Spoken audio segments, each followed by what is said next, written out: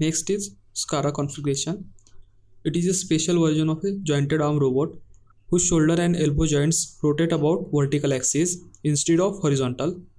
Its work envelope is cylindrical and much larger than all other configuration. The SCARA acronym stands for Selective Compliance Assembly Robot Arm or Selective Compliance Articulated Robot Arm. The robot was developed under the guidance of Hiroshi Makino, a professor at University of Yamanashi.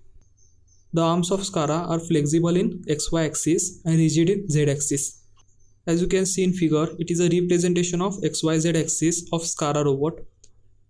In the XY direction, the arm of SCARA robot will be compliant and strong in Z direction. This robot is used for various types of assembly operations. That is, here a round pin can be inserted in a round hole without blending. These robots are faster and cleaner than comparable robot systems. Now you see the applications of SCARA robot. SCARA robot are used for assembly, packaging, machine loading. Now we see the advantages of SCARA configuration. It has high speed capabilities, perform great in short stroke.